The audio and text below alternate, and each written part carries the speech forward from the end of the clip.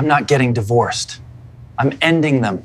The company Christmas party sparkled like a glorious jewelry store explosion. Crystal chandeliers hung from the ballroom ceiling of the Omni Dallas, casting prismatic light across 200 faces I'd grown to despise over the past decade. I nursed my third whiskey sour, watching my wife Laura work the room like she owned it. And maybe she did. Corporate lawyers have that effect on people. They walk into rooms and suddenly everyone's checking their moral inventory, making sure their ethical house is in order. Laura had perfected that intimidating grace, the kind that made CEOs nervous, and made me fall in love with her 15 years ago. Now, it just made me nauseous. "David, you look like someone pissed in your cornflakes." Kendra Morrison slithered up beside me, her red dress cut low enough to advertise her desperation. Laura's best friend since law school, Kendra had the kind of smile that promised secrets and delivered betrayal. "Just enjoying the festive atmosphere," I said, gesturing with my glass toward the crowd. "Nothing says Christmas spirit like mandatory corporate fun." Kendra laughed, but her eyes were scanning the room. "Where's Laura? I haven't seen you two together all night." I pointed toward the far corner where my wife stood entirely too close to Paul Brennan, her so-called work husband. Paul was the kind of guy who wore Armani suits to casual Friday, and somehow made it work. Tall, silver-haired at 42, with the kind of confidence that came from never having to worry about money or consequences. "Oh, those two," Kendra said with a wave. "They're just discussing the Henderson merger. You know how Laura gets about work." Yeah, I knew how Laura got about work. I also knew how she got about Paul Brennan, though she thought I was too stupid to notice. The late nights that became later. The girls' weekends that somehow never included any girls I knew. The way she said his name with a little too much warmth, like she was tasting something sweet. "David!" Paul's voice boomed across the room. He was holding up a champagne flute, grinning like he'd just won the lottery. "Everyone, I'd like to make a toast." The crowd turned toward him, conversations dying as 200 pairs of eyes focused on Paul's theatrical moment. Laura stood beside him, her cheeks flushed with champagne and something that looked suspiciously like pride. "To all the hard-working people who make success possible," Paul began, his voice carrying that practiced smoothness of someone who'd given a lot of toasts. "And especially to those generous souls who pay for our dreams without even knowing it." A few people chuckled, thinking it was just corporate humor. I felt my jaw clench. Paul raised his glass higher. "To the losers who foot the bill for our future." The crowd erupted in laughter. Laura giggled, actually giggled, like she was 22 again instead of a 40-year-old woman with a mortgage and a teenage daughter. Paul caught my eye across the room and winked. That wink was the match that lit 15 years of accumulated resentment. I set my glass down on the nearest table with enough force to make the ice rattle. Conversations around me stuttered to a halt as people noticed my expression. Laura's smile faltered when she saw me walking toward the exit. "David?" she called out, but I was already pushing through the crowd. The parking garage was a blessed relief from the party's oppressive cheer. Cold December air bit through my suit jacket as I walked toward my car, my footsteps echoing off concrete walls. The whiskey burned in my stomach, mixing with rage and humiliation into something toxic. My phone buzzed. A text from Laura. "Where did you go? People are asking." I typed back, "Home. Tell Paul his toast was perfect." Back to our Plano suburb gave me 45 minutes to think, which was 45 minutes too long. Our house sat in Willow Creek Estates, a development where every lawn was precisely manicured, and every marriage was precisely falling apart. I pulled into our driveway and sat in the dark car for another 10 minutes, staring at the Christmas lights Laura had insisted on hanging. Everything looked so deceptively normal. Inside, I poured another whiskey and sat in my home office, surrounded by the remnants of the tech startup I'd built and sold 5 years ago. The money from that sale had bought this house, paid for Laura's law degree, funded our comfortable life. The money Paula just toasted as belonging to losers. My laptop was still open to the security system controls. We'd installed cameras throughout the house after a break-in scare 2 years ago. Laura had insisted on the bedroom camera for complete coverage. Unresolved, what else it had been covering, I pulled up the footage from 3 weeks ago, when Laura had claimed to be at a firm retreat in Austin. The bedroom camera showed our empty bed all weekend, but the garage camera showed her car leaving Friday morning and returning Sunday night, just like she'd said. Except the Austin retreat had been canceled. I'd called the hotel myself to confirm. My phone rang. Laura. David, what the heck was that about? You embarrassed me. I embarrassed you. I laughed, but there was no humor in it. That's rich, coming from someone who just stood there while her boyfriend toasted me as a loser. Paul isn't He was just being stupid. You know how he gets when he drinks. Yeah, I'm learning a lot about how Paul gets. Silence stretched between us, filled with 15 years of marriage and all the ways it had gone wrong. I'm staying at Kendra's tonight, Laura finally said. We'll talk tomorrow when you've sobered up. The line went dead. I stared at the phone, then at the empty house around me. Our daughter Beth was spending the weekend with her grandmother, which meant I had the place to myself and far too much time to think. I walked upstairs to our bedroom and opened Laura's closet. Her clothes hung in perfect order, organized by color and season.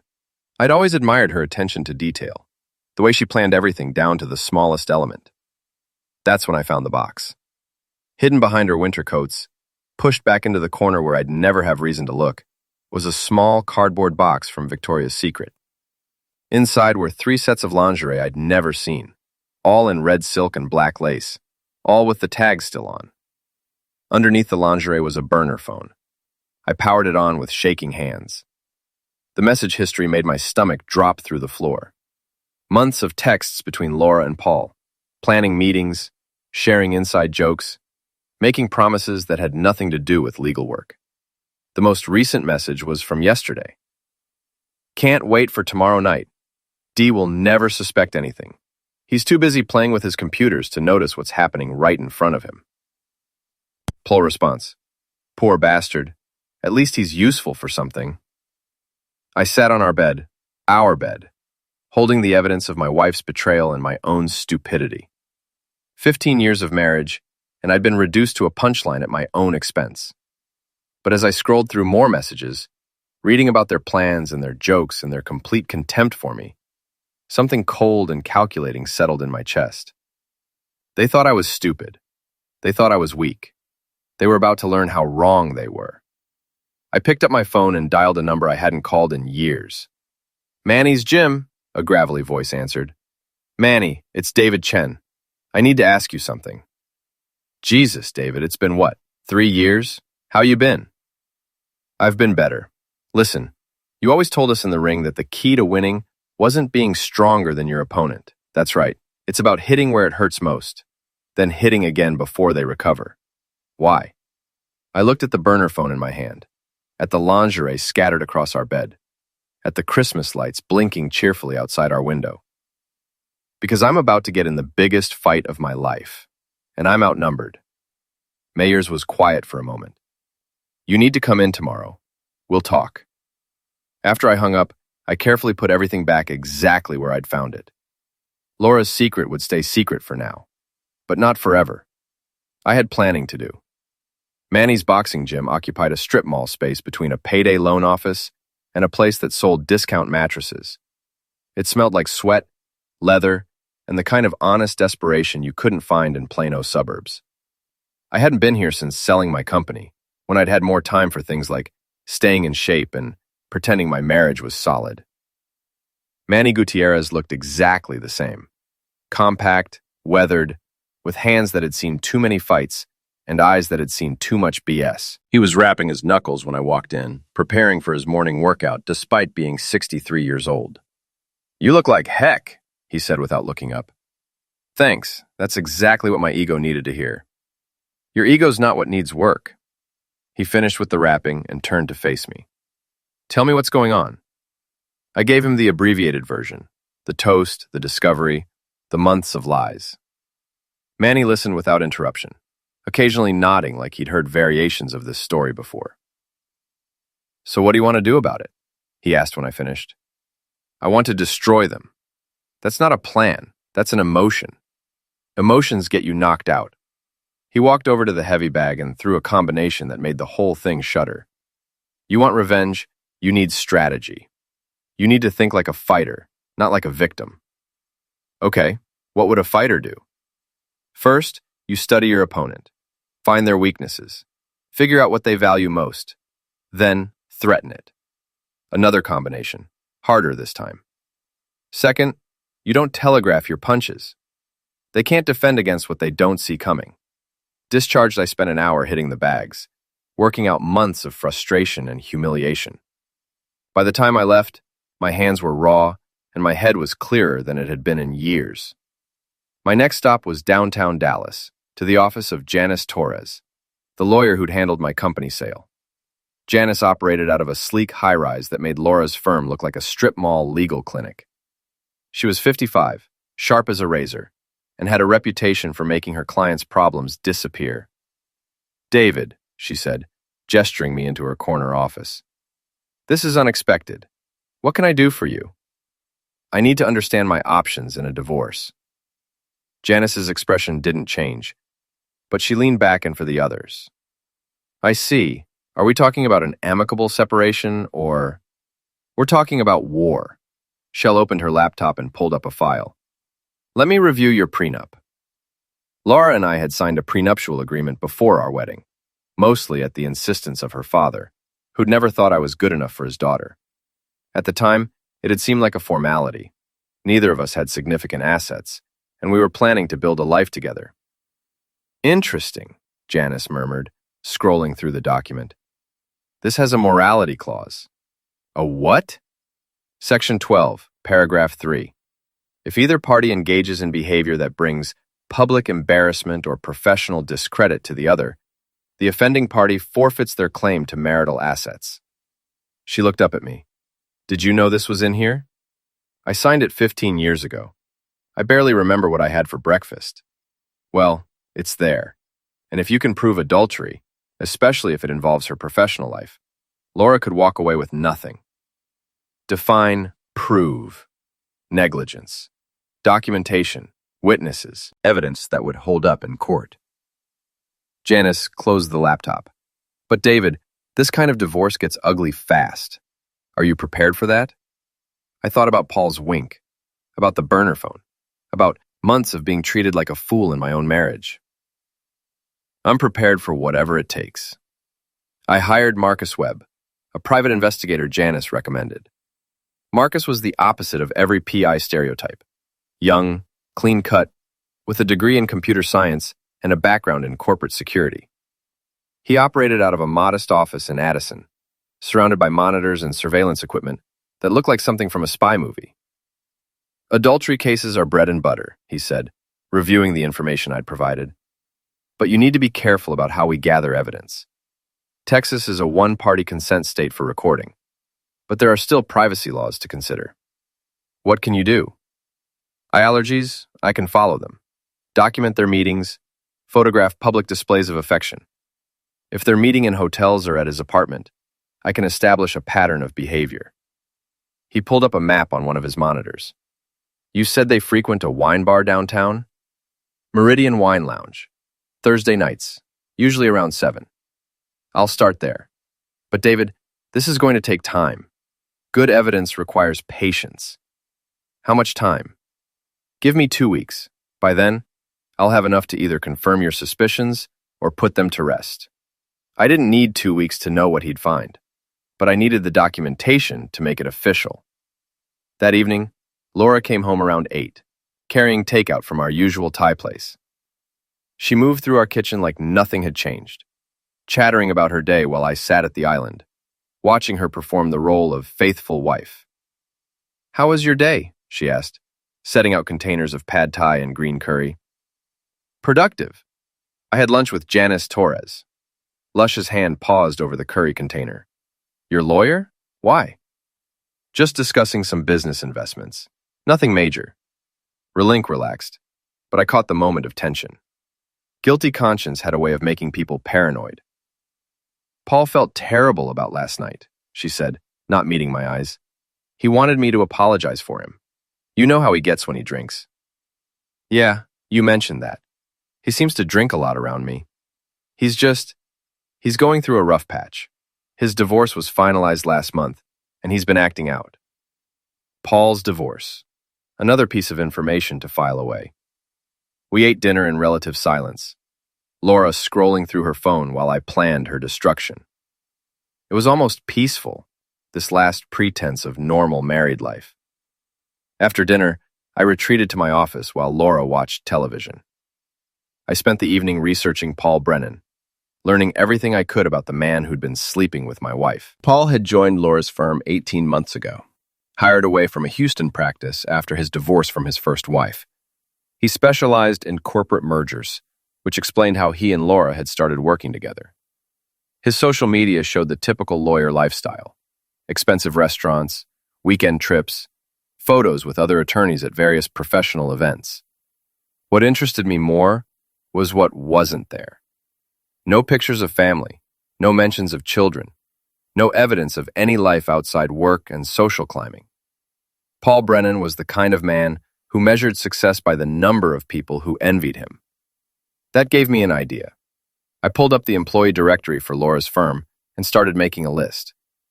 Partners, associates, support staff, everyone who worked with Laura and Paul on a daily basis. Then, I cross-referenced that list with their social media connections, looking for patterns and relationships. Corporate law was a small world in Dallas. Everyone knew everyone, and reputation was everything. If Paul and Laura's affair became public knowledge, it wouldn't just embarrass them. It would damage their professional standing with clients who expected their lawyers to maintain certain standards. My phone buzzed with a text from Marcus. Surveillance begins tomorrow. I'll send updates every 48 hours, unless something urgent develops. Meme hitting back. Understood.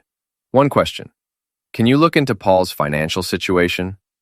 Recent divorce, new job, expensive lifestyle. I'm curious about his stability. Rem. Financial pressure makes people careless.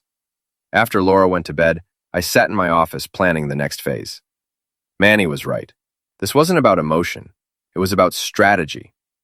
Laura and Paul had made one critical mistake. They'd underestimated me.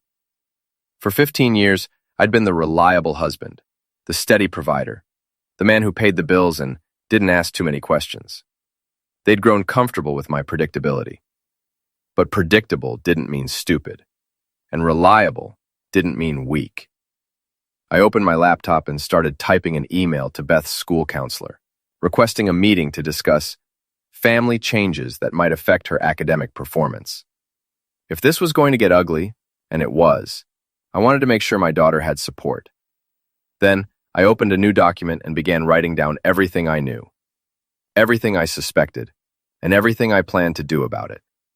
If I was going to war, I needed to keep careful records.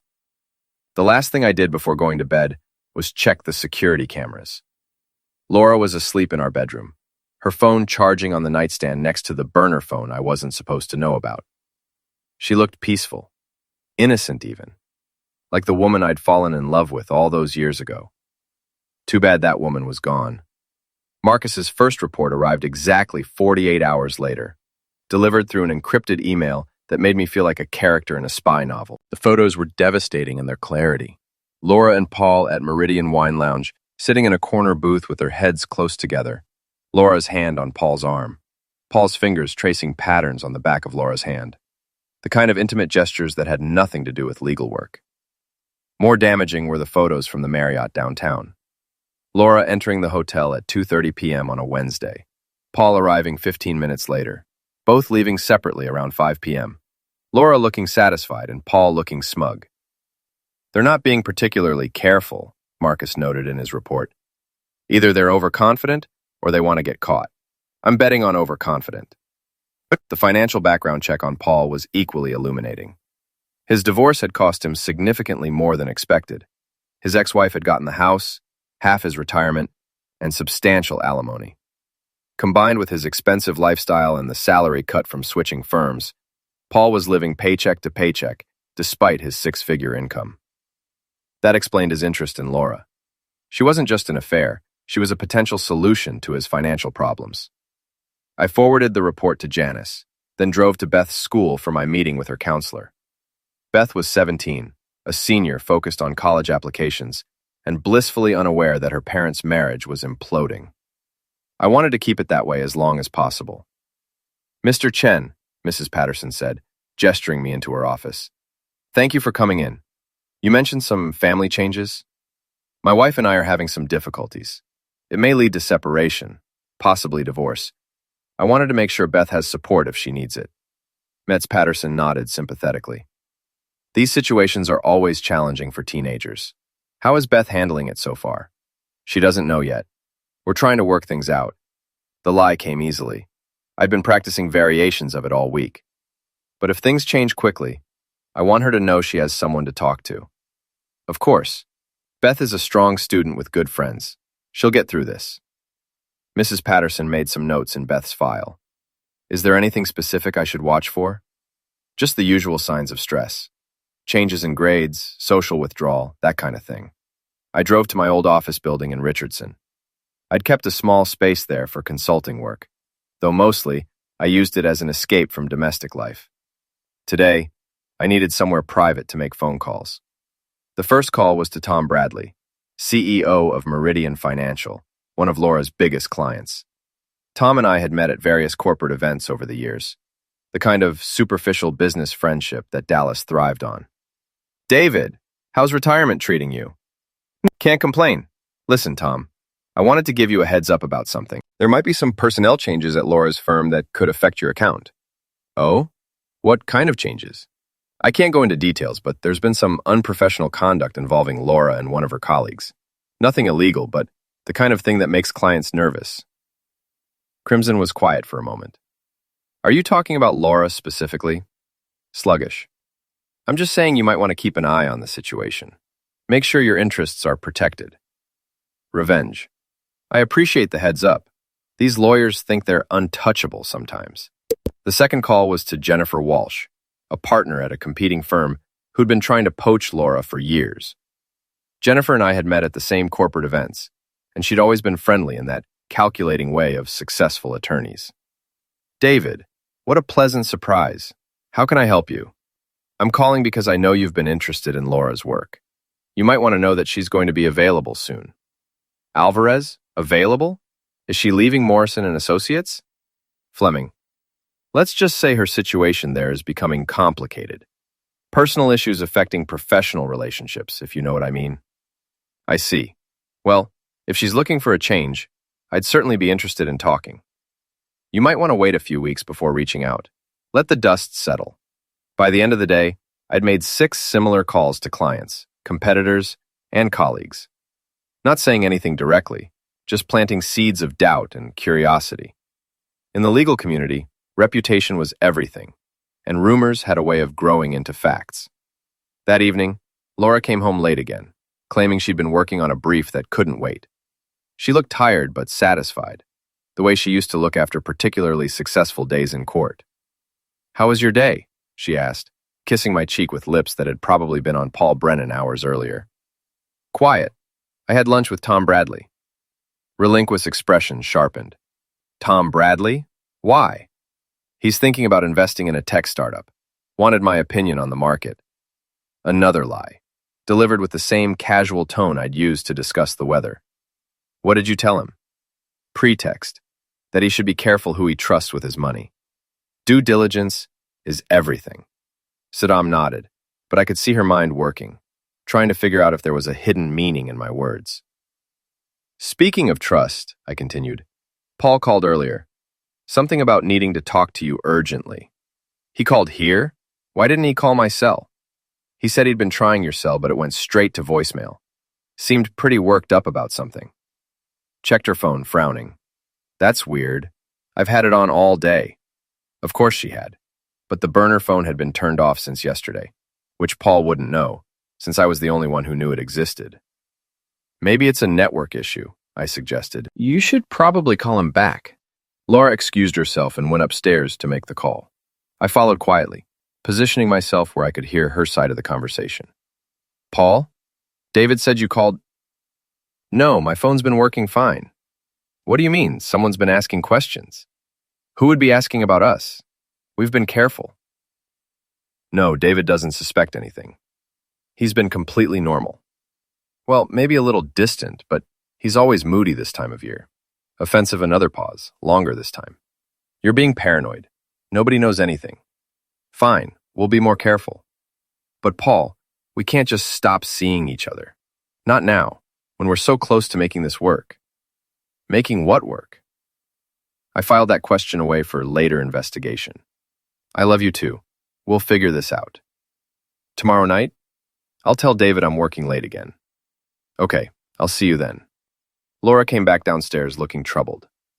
Paul's having some anxiety about the Henderson merger, she said. Work stress. That's too bad. Maybe he should take some time off. Maybe. Laura sat next to me on the couch, closer than she'd sat in months. David, we should talk about us, about where we're going. What do you mean? I mean, we've been drifting apart, living like roommates instead of husband and wife. She took my hand, her fingers warm and soft and completely dishonest.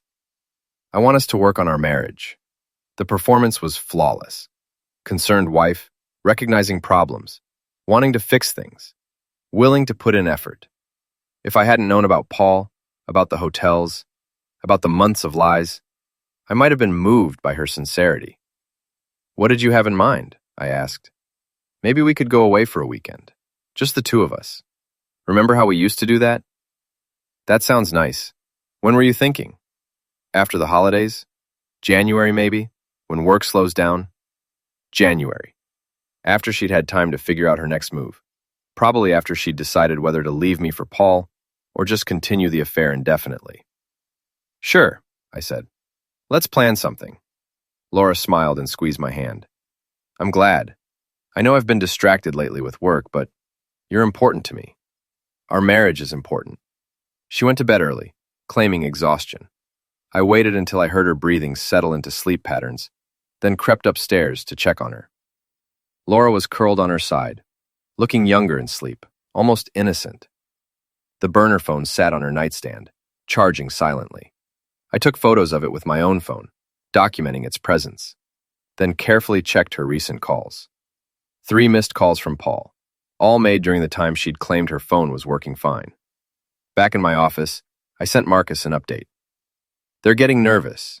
Someone's asking questions, though I don't know who. Increase surveillance. They might change their patterns. Reckless C response came within minutes. Already on it. Installed GPS tracker on both their cars yesterday. If they change locations, I'll know. Roofing. Dismantle the night planning the next phase. Laura and Paul were starting to feel pressure, which meant they'd either get more careful or more reckless. Either way, I needed to be ready. The web was tightening around them, strand by strand. Soon, they wouldn't be able to move without getting caught. And when that happened, I'd be ready to pull it closed. Marcus's call came at 6:47 a.m. on a Thursday, waking me from the first decent sleep I'd had in weeks. They changed the location, he said without preamble. Instead of the usual wine bar, they met at Paul's apartment complex last night, stayed there until 2 a.m. You get photos? Better. I got video of them on his balcony. Very intimate, very clearly not discussing legal work. Marcus paused. There's something else. Paul's been making calls to a divorce attorney. I think they're planning something. That got my attention. What kind of something? I'm not sure yet, but he met with Janet Morrison yesterday. That's a family law specialist who handles high-asset divorces. Could be he's thinking about remarrying. He said, chimp, or they were planning to force my hand somehow. Either way, it was time to accelerate my timeline. Send me everything you have, I said. Photos, videos, financial records, phone logs, everything. You sure? Once you have this evidence, there's no going back. Trimming. Switzerland. After Marcus hung up, I lay in bed listening to Laura's shower running, planning my next move. She emerged 20 minutes later, wrapped in a towel, humming something under her breath. She looked happy, satisfied, like a woman with exciting secrets. Good morning, she said, kissing my forehead. You're up early. Sickness. Couldn't sleep. Too much on my mind. In prison? Stuff? Windshield. Something like that. Got dressed for work. A navy suit that hugged her figure. Jewelry I'd bought her for our anniversary. perfume that probably lingered on Paul's sheets. The whole performance of being a successful, respectable married woman. "I'll be late tonight," she said, adjusting her earrings in the mirror. "The Henderson merger is heating up. With Paul?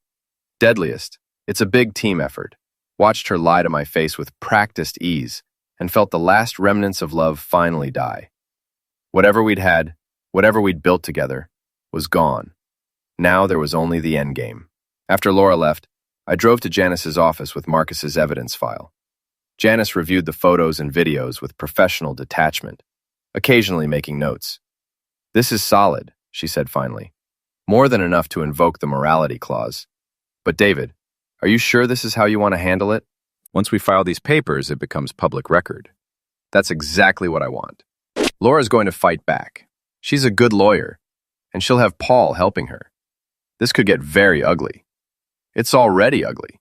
I'm just making it official." Plungus nodded and opened her laptop.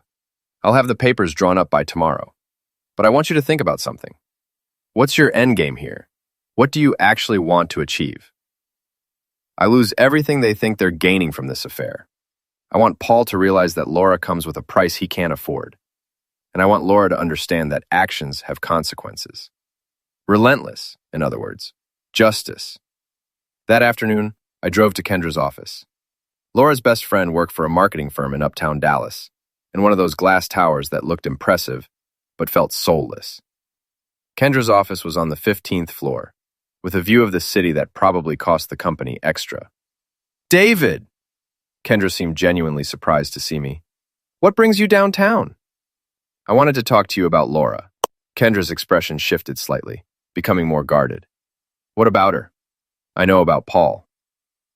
The words hung in the air between us. Kendra's face went through several expressions: surprise, guilt, calculation, before settling on defensive. "I don't know what you think you know. I know they've been having an affair for months. I know you've been covering for her. I know about the Thursday night girls' dinners that were actually hotel meetings." Kendra sank into her chair. "David, it's complicated." "No, it's not. It's actually very simple. My wife is sleeping with another man, and her best friend has been lying to help her do it. Laura loves you. This thing with Paul, it's a midlife crisis or something. It doesn't mean anything." "It means everything." I sat down across from her desk. "But I'm not here to argue with you. I'm here to give you a choice." "What kind of choice?" "Tomorrow, I'm filing for divorce. The papers will include evidence of Laura's affair, which will become public record. When that happens, everyone's going to want to know who knew what and when." Kendra's face went pale. "You're threatening me." "I'm offering you an opportunity. You can either be Laura's accomplice, or you can be the concerned friend who tried to save her marriage. What do you want me to do?" "I want you to call Laura tonight. Tell her you're worried about her relationship with Paul, that people are starting to talk, that she needs to end it before it destroys her marriage." I leaned forward. "Give her one last chance to do the right thing. And if she doesn't, then you make sure everyone knows you tried to stop her." Kendra stared at me for a long moment. "I never thought you had this in you. Needed Laura. That was her mistake." I waited at home for Laura's return. Marcus's evidence spread across my desk like a war plan. Photos of secret meetings, financial records showing Paul's desperation, phone logs documenting months of deception. Everything I needed to destroy the life Laura thought she was building. She came home at 9:30, looking flustered and angry. "Kendra called me today," she said without preamble. "She said some very strange things." "What kind of things?" "She thinks I'm having an affair with Paul. She says people are talking, that I need to be more careful." Laura sat down heavily on the couch. "Where would she get an idea like that?" "Maybe from the fact that you are having an affair with Paul." The words came out calmly, matter-of-factly, like I was commenting on the weather. Laura's face went through the same progression of expressions I'd seen on Kendra's. Surprise, guilt, calculation. "David, that's ridiculous. Paul and I work together, nothing more." I walked desk and picked up one of Marcus's photos. Laura and Paul kissing on his apartment balcony, her hands tangled in his hair, his arms wrapped around her waist. "Nothing more than this?" Laura stared at the photo, her face draining of color. Where did you get that? Does it matter? The question is, what are we going to do about it? David, I can explain. No. I held up my hand. Don't. Don't insult my intelligence with explanations or excuses or promises to change. We're past that. Finally cracked. How long have you known? Long enough. The real question is, how long has it been going on? 6 months, maybe 7. She looked down at her hands. It wasn't supposed to happen. It just did. And Paul's divorce attorney? What's that about? Laura's head snapped up. How do you know about that? I know about everything, Laura. The hotels, the burner phone, the lies to cover your tracks. I know Paul's broke and desperate. I know you've been planning some kind of future together. I sat down across from her. What I don't know is why you didn't just ask for a divorce. Because I wasn't sure. About Paul, about us, about what I wanted. Tears started flowing down her cheeks. I thought maybe I could figure it out without hurting anyone. Without hurting anyone? Laura, you've been lying to me for months. You've made me look like a fool in front of our friends, our neighbors, our daughter's school. You stood there and laughed while Paul toasted me as a loser. That was awful. I told him afterwards. You told him afterwards? Not during? Not when it was happening? I shook my head. You know what that tells me? That you're not sorry about the affair. You're sorry you got caught. Laura wiped her eyes, and I could see her lawyer instincts kicking in. What do you want, David? What's it going to take to fix this? You can't fix this. It's over. Our marriage doesn't have to be over. People work through affairs all the time. We could try counseling, take some time apart, figure out how to rebuild trust. Laura. My voice was quiet, but it cut through her desperate words. I'm filing for divorce tomorrow. He stared at me. Tomorrow? The papers are already drawn up. Adultery, with evidence. The morality clause in our prenup means you get nothing. No house, no alimony, no claim to my assets. You can't do that. I have rights. You had rights. You gave them up when you decided Paul was more important than our marriage. Laura stood up, pacing now, her legal mind working through the implications. This will ruin me professionally. If this becomes public, it's already public. I've been talking to your clients, your colleagues, your competitors. By tomorrow, everyone in Dallas legal circles will know that Laura Chen can't be trusted. You bastard. The words came out as a whisper. You vindictive, petty bastard. Maybe, but I'm a vindictive, petty bastard who kept his wedding vows. Laura grabbed her purse and headed for the door. I'm going to Paul's. Don't wait up. Laura, she turned back. Tell Paul I said thanks for the toast. It was exactly the motivation I needed. Left, I poured myself a whiskey and called Beth. She was at a friend's house, working on a school project, her voice bright and happy, and completely unaware that her world was about to change. Hey, Dad, what's up? Nothing major. Just wanted to hear you date Matt, unless just wanted to hear your voice. You sound weird. Are you okay? I'm fine, sweetheart. I love you, you know that? I love you too, Dad. You're being really weird, though. After we hung up, I sat in my empty house, surrounded by 15 years of marriage and the evidence of its destruction. Tomorrow, everything would change. Laura would fight, Paul would panic, and I would finally stop being the fool who paid for other people's happiness. But tonight, for just a few more hours, I could pretend that none of it had happened. The whiskey was smooth, the house was quiet, and revenge had never tasted so sweet. The divorce papers were served at Laura's office at 10:15 a.m. on a Friday, in front of her colleagues, her clients, and Paul Brennan. Janice had arranged for the most public possible service, ensuring maximum embarrassment and professional damage. Marcus called me with updates throughout the day. Laura locked herself in her office after the process server left. Paul tried to get in, but she won't open the door. What about the partners? Emergency meeting started an hour ago. Paul wasn't invited. By 3 p.m., the legal community was buzzing. Janice's phone rang constantly with calls from other attorneys, journalists, and curious colleagues. The morality clause made it a particularly juicy story. A successful lawyer brought down by her own infidelity. Paul just got fired, Marcus reported. Security escorted him out 20 minutes ago. Laura's still barricaded in her office. I was in my home office, organizing financial documents, when Laura finally came home. She looked like she'd aged 5 years in one day. Makeup smeared, hair disheveled, eyes red from crying. "They fired Paul," she said without preamble. "I heard. He blames me. Says I should have been more careful. Should have handled you better." She laughed bitterly. "Handled you better?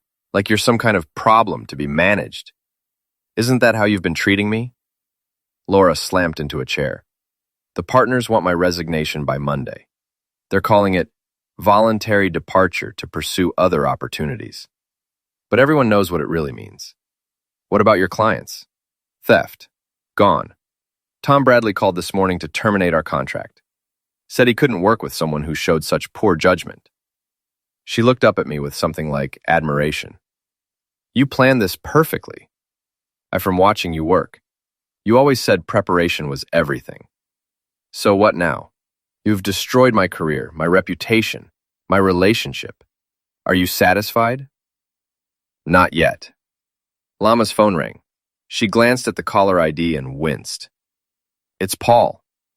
"Answer it. Put it on speaker." "David." "Answer it." Laura reluctantly accepted the call and activated the speaker. "Laura, thank God. I've been trying to reach you for hours." Paul's voice was strained, desperate. "We need to talk about damage control." "There is no damage control, Paul. It's over." "Don't say that. We can fix this. I've been thinking. Maybe we can claim the photos were doctored or taken out of context." "Paul, stop. I'm tired of lying." "You're tired of lying. Laura, I just lost my job because of your husband's little revenge scheme. I've got alimony payments, rent, car payments. I can't afford to be unemployed." Laura looked at me, and I could see her finally understanding what I'd figured out weeks ago. Paul wasn't in love with her. He was in love with her stability, her income, her ability to solve his financial problems. "What are you saying?" she asked quietly. "I'm saying we need to stick together. We can both find new jobs, start over somewhere else. Maybe move in together, split expenses." "Move in together to split expenses." "Well, yeah, it makes financial sense. And Laura, I love you, but we need to be practical here." Laura's face hardened. "Practical. Right. Look, this is a setback, but it's not the end of the world. We just need to be smart about our next moves. Paul, I need to ask you something, and I want an honest answer." "Okay. If I hadn't been married to David, if I'd been single when we met, would you have been interested in me?" Paul hesitated just a moment too long. "Of course I would have." "Laura, why are you asking? If I'd been a paralegal instead of a partner, if I'd been struggling financially instead of successful, would you have pursued me?" Another hesitation. "Laura, these hypotheticals aren't helpful. Answer the question." Look, I fell in love with all of you. Your intelligence, your success, your strength. I can't separate those things." Lorging her eyes.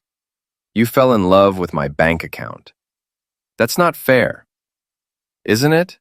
Paul, be honest. How much of your interest in me was about getting away from your ex-wife's alimony payments?" "Laura, you're upset. You're not thinking clearly." "I'm thinking more clearly than I have in months." She looked at me, then back at the phone. "Paul, it's over. Don't call me again." She hung up before he could respond.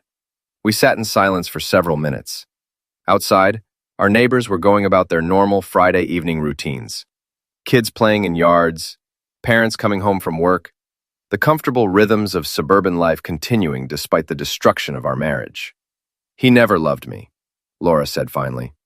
"No, but then, you never loved him either." "What do you mean?" "All loved the excitement, the validation, the feeling of being desired. But Paul himself? The real person underneath the smooth talk and expensive suits? You barely knew him." Laura considered this. "Maybe you're right. Maybe I was just as shallow as he was. Maybe.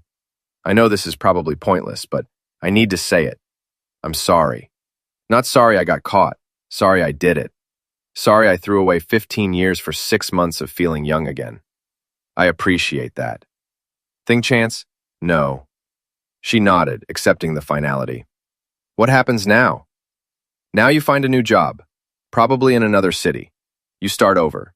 You figure out who you are when you're not someone's wife or someone's mistress. What about you? I'll sell the house, split the proceeds with you despite the prenup. I'm not interested in leaving you destitute, just in ending our marriage. Laura looked surprised. The prenup was about making a point, not about destroying you completely. You'll get enough to start over. Why? Because despite everything, we had some good years. Because you're Beth's mother. Because I'm not actually a vindictive bastard. I just played one for the last few weeks. Laura started crying again, but quietly this time. I really did love you, you know. Maybe not at the end, but for most of our marriage, I really did. I know. I loved you too. Past tense. Past tense. Past tense. I said Beth. That weekend we told Beth together. She took it better than I'd expected. Teenagers are remarkably adaptable. And she'd sensed the tension between us for months. She chose to stay with me. Partly because of school, partly because she was angry at Laura for breaking up the family. Blackmail moved out the following Tuesday, taking only her personal belongings and leaving behind 15 years of shared history. She'd found a job with a firm in Austin, a significant step down from her Dallas partnership, but a chance to rebuild her reputation. Paul, meanwhile, had moved back to Houston, tail between his legs, looking for work and probably planning his next conquest. I heard through the legal grapevine that his ex-wife was pursuing him for missed alimony payments. 3 months later, I ran into Kendra at a coffee shop in Plano. She looked uncomfortable when she saw me, probably wondering if I held her complicity against her. David, hi. How are you doing? Better than expected. You? Congress. Good. Listen, I wanted to apologize for my part in everything. I should have told you what was happening. Projectos. You were protecting your friend. I understand. Sprinkar. Still, it wasn't right. She hesitated. Have you talked to Laura lately? Resign. Not since the divorce was finalized. Why? She's dating someone new, she said. She's dating someone new. A teacher in Austin. Seems like a nice guy. Stable, honest. Nothing like Paul. Good for her. She asks about you sometimes. Wonders how you're doing.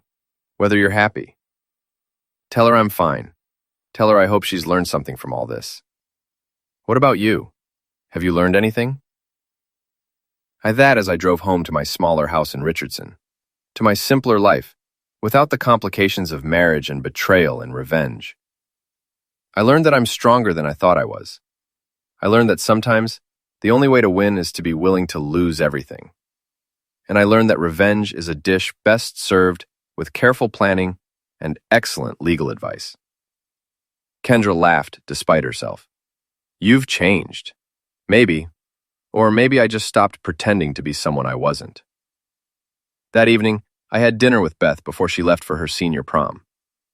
She looked beautiful in her blue dress, confident and happy, despite the upheaval of the past few months. Dad, can I ask you something? Prohibited. Sure. Do you regret it? The way you handled things with Mom? I considered the question carefully. I regret that it was necessary. I regret that our marriage failed, but I don't regret standing up for myself. Good, because watching you fight back taught me something important. What's that? That nice people don't have to be pushovers. That you can be kind and still have boundaries. That respect is something you have to demand, not just hope for. After she left for prom, I sat on my back porch with a beer, watching the sunset over suburban Texas. My phone buzzed with a text from an unknown number. Heard about your divorce.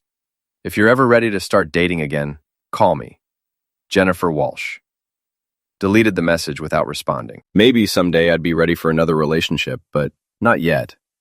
For now, I was content with my smaller house, my simpler life, and the knowledge that I'd finally stopped being the fool who paid for other people's happiness. Paul Brennan had toasted me as a loser, but in the end, I was the one left standing. Laura had her fresh start in Austin, Paul had his comeuppance in Houston, and I had my self-respect back. It wasn't the life I'd planned, but it was a life I could live with. And sometimes, that's the best revenge of all.